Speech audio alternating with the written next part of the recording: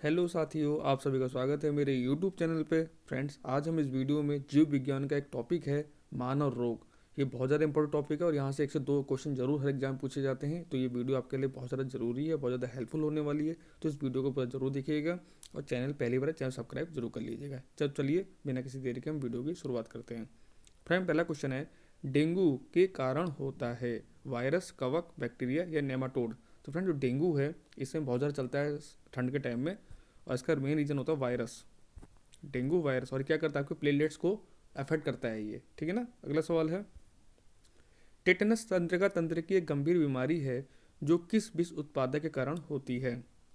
तो किसकी वजह से होती है, ये होती है जीवाणु के कारण, ऑप्शन नंबर डी। अगला सवाल है, गाजर में विटामिन ए की उच्च मात्रा होती है, गाजर खाने से बच्चे को क्या मदद मिलती है।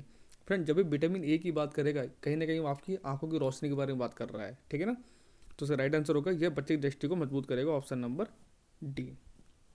और इसका साइंटिफिक नेम क्या होता है विटामिन ए का, वो होता है रेटिनॉल। क्या होता है, रेटिनॉल।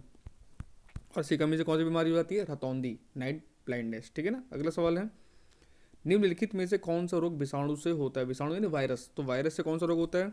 देखिए, हैजा तो बैक्टीरिया से होता है, टाइफाइड बैक्टीरिया से होता है, क्षयरोगी बैक्टीरिया से होता है, चिकन पॉक्स वायरस से होता है। तो राइट आंसर होगा हमारा ऑप्शन नंबर बी, ठीक है ना। अगला सवाल है, हेपेटाइटिस ए का कारण क्या है। तो फ्रेंड, हेपेटाइटिस जो कि लीवर संबंधी बीमारी है और इसका मेन रीजन होता है वो होता है वायरस यानी विषाणु, ऑप्शन नंबर ए। अगला सवाल है, निम्नलिखित में से कौन सा मानव रोग जीवाणु कारण होता है, यानी कौन सा ऐसा रोग है जो बैक्टीरिया से होता है, जीवाणु से होता है। तो फ्रेंड्स, वो आपका आंसर है टाइफाइड, ऑप्शन नंबर ए। और इसका क्या होता है, साल्मोना टाइफी, जो दूषित भोजन या दूषित जो पानी होता है उसके पीने से आपको ये हो जाता है, ठीक है ना।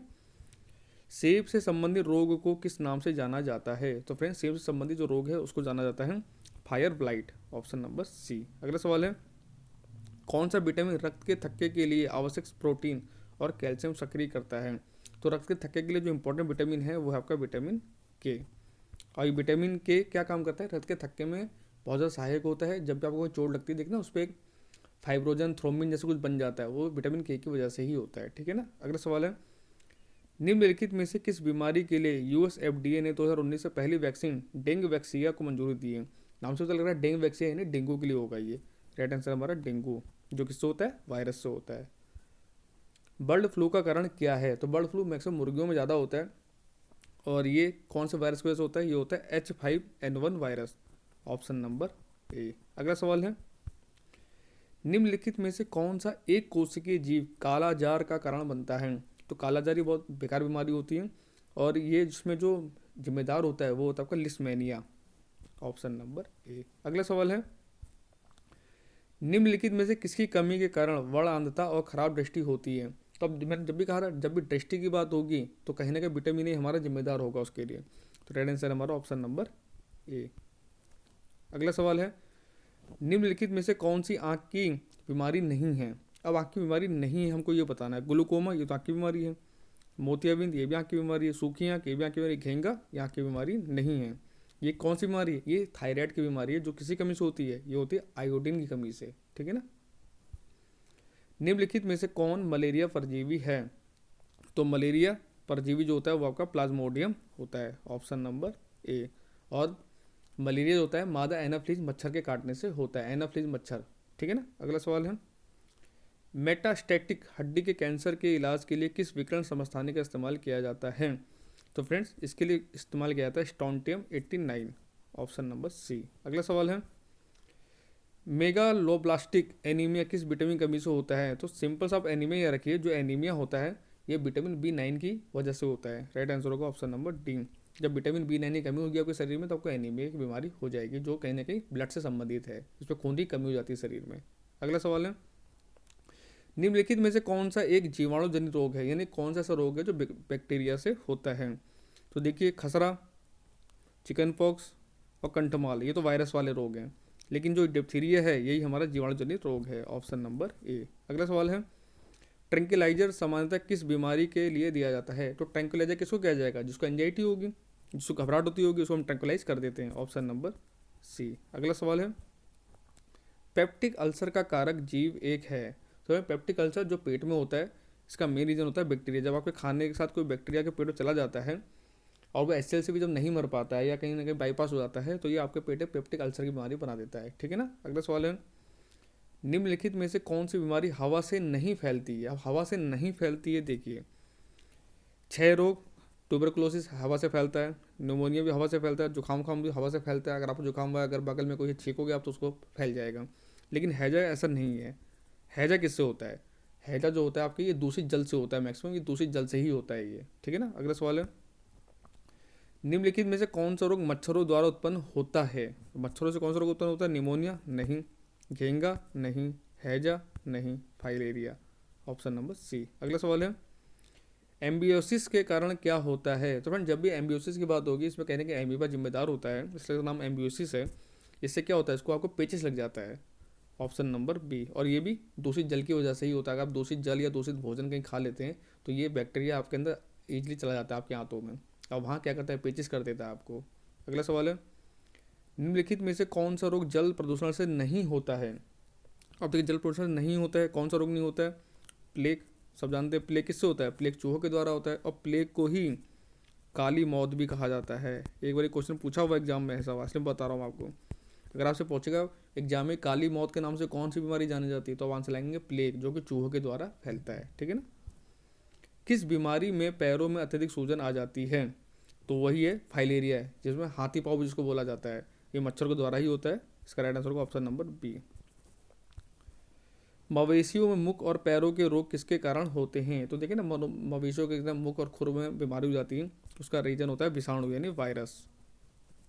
अगला सवाल है, निम्न में से कौन सा रोग मानव शरीर में रक्त कोशिकाओं को प्रभावित करता है? तो रक्त कोशिकाओं जो प्रभावित करता है वो है आपका ल्यूकेमिया, ऑप्शन नंबर डी। दंत क्षरण को रोकने के लिए निम्नलिखित में से किसको जल में मिलाया जाता है? तो फ्रेंड जो टूथ डिके होता है उसको रोकने के लिए हम फ्लोराइड का यूज करते हैं, ऑप्शन नंबर ए। और जब आपके मुंह का जो पीएच होता है 5.5 से कम हो जाएगा तो आपके दांतों का क्षरण शुरू हो जाता है, ठीक है ना। निम्नलिखित में से कौन से विटामिन की कमी स्वर्ण चावल से पूरी होती है? तो स्वर्ण चावल से कौन सी विटामिन की कमी पूरी होती है? विटामिन ए की, ऑप्शन नंबर बी। टाइफाइड बुखार उत्पन्न करने वाले टाइफाइड बेसिलस की परिपक्वता अवधि कितनी होती है? तो ये टाइफाइड बुखार है, ये साल्मोनेला टाइफी नामक जीवाणु के द्वारा होता है, ये बैक्टीरिया से होता है, और इसका जो समय होता है वो 8 से 14 दिन का होता है, ठीक है ना। अगला सवाल है, ल्यूकोडर्मा की बीमारी है। अब देखिए फ्रेंड, यहाँ यूज हुआ है वर्ड डर्मा, आप इससे पता सकते हैं डर्मेटोलॉजिस्ट, जो जो त्वचा के विशेषज्ञ होते हैं उनको डर्मेटोलॉजिस्ट बोलते हैं। तो ल्यूकोडर्मा भी कहीं ना कहीं त्वचा संबंधित ही होगा। तो राइट आंसर हमारा ऑप्शन नंबर बी। यदि किसी व्यक्ति के शरीर में डैश की कमी हो तो उसे एनीमिया कहा जाता है। तो एनीमिया मैंने भी बताया था, जब ब्लड की कमी हो जाती है शरीर में तो किसी कमी हो जाती है, एक्चुअली में आरबीसी यानी लाल रक्त कोशिकाओं की कमी की वजह से आपको एनीमिया हो जाता है। राइट आंसर होगा ऑप्शन नंबर डी। और आरबीसी का जीवन काल पूछा जाता है, तो आरबीसी जो जीवन काल होता है वो 120 दिन का होता है, और डब्ल्यूबीसी का 2 से 3 दिन का ही होता है। कि डब्ल्यूबीसी क्या होती हैं, हमारे शरीर की रक्षक होती हैं, जो श्वेत रक्त के हैं। इसका 2 से 3 ही दिन होता है, और ये बनती हैं और मरती रहती है, क्योंकि लड़ाई लड़ेंगी तो मर भी जाएंगी, तो हिसाब से ये बनती रहेगी डब्ल्यूबीसी हमारे शरीर में। इंसुलिन द्वारा किस बीमारी का उपचार किया जाता है? तो फिर जब भी इंसुलिन की बात होगी तो आप आंसर क्या लगाएंगे, मधुमेह, डायबिटीज। राइट आंसर होगा ऑप्शन नंबर डी। और ये कहाँ से निकलता है इंसुलिन हार्मोन? अग्नाशय से, पैंक्रियास से, ठीक है ना। कौन सा रोग त्वचा रंजकता के विकास को प्रभावित करता है? तो फ्रेंड जो त्वचा रंजकता के विकास को प्रभावित करता है वो होता है sickle cell anaemia, option number D. निम्न में से कौन सा यौन संक्रमण रोग हमारे प्रतिरक्षा तंत्र को प्रभावित करता है? तो फ्रेंड ये होता है विषाणु की वजह से, वायरस की वजह से। और जो हमारा इम्यून सिस्टम है ना, सबसे ज़्यादा उसी पर अटैक करता है ये, जो आपकी टी सेल होती है ना उनको जाके खत्म कर देता है ये। समझेंगे कौन सा वायरस है? ये HIV वायरस है, एड्स का वायरस है। राइट आंसर का हमारा ऑप्शन नंबर ए। और ये ज़्यादातर असुरक्षित यौन संबंधों से होता है, ठीक है ना। हेपेटाइटिस ए किसके कारण होता है? तो हेपेटाइटिस की बीमारी जब भी पूछेगा एग्जाम में तो आप आंसर लाएंगे वायरस, विषाणु, ऑप्शन नंबर डी। निद्रालुता रोग यानी स्लीपिंग सिकनेस इनमें से किसके कारण होती है? तो फ्रेंड्स ये भी बहुत अच्छा क्वेश्चन है, बहुत बार एग्जाम पूछा जाता है ये।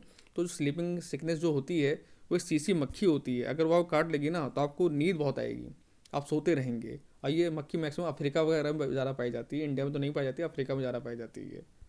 तो फ्रेंड स्वाइन फ्लू इनमें से किसकी वजह से फैलता है? स्वाइन फ्लू भी एक सांस की बहुत गंभीर बीमारी है और इसका रीज़न होता है वायरस। Option number B. क्षय रोग यानी ट्यूबरकुलोसिस किसके कारण होता है? तो फ्रेंड जो ट्यूबरकुलोसिस है इसका जो मेन रीजन होता है मैंने आपको बताया था, बैक्टीरिया, जीवाणु। निम्नलिखित मानव रोगों में कौन सा रोग जीवाणु से होता है? अब बैक्टीरिया से कौन सा रोग होता है? देखिए, टाइफाइड होता है, साल्मोला टाइफी से, ठीक है ना। बाकी हेपेटाइटिस, खसरा और पोलियो ये वायरस से होते हैं, ठीक है ना, ये भी आपको याद रखना है। डैश की कमी की वजह से क्वाशयोकर नामक विकार उत्पन्न होता है। तो फिर जो क्वाशयोकर बीमारी है ये छोटे बच्चों में बहुत ज़्यादा होती है, मैक्सिमम जब वो ग्रो कर रहे होते हैं। और अगर इस चीज़ की कमी होती है तो उनका क्या होता है, उनके हाथ तो पतले रहते हैं लेकिन जो पेट है तोन जैसे उनका बाहर निकल आता है छोटे बच्चों का। आप देखा भी होगा जो माल न्यूट्रिशन जिनको हो जाता है, ये रीजन है माल न्यूट्रिशन की वजह से। तो इसमें किसी कमी होती है, इसके मेन रीजन है प्रोटीन। जब बच्चों को प्रोटीन भरपूर नहीं मिलता है तो उसको माल न्यूट्रिशन हो जाएगा, जिसकी वजह से उसको क्वाशयोकर बीमारी हो जाती है। तो फ्रेंड्स, यहाँ मेरे टॉप 40 क्वेश्चन समाप्त होते हैं। आई होप आप लोगों को वीडियो अच्छी लगी होगी। वीडियो को लाइक शेयर करना, चैनल पहली बार है सब्सक्राइब जरूर कर लेना। मिलते हैं आपसे नेक्स्ट वीडियो में।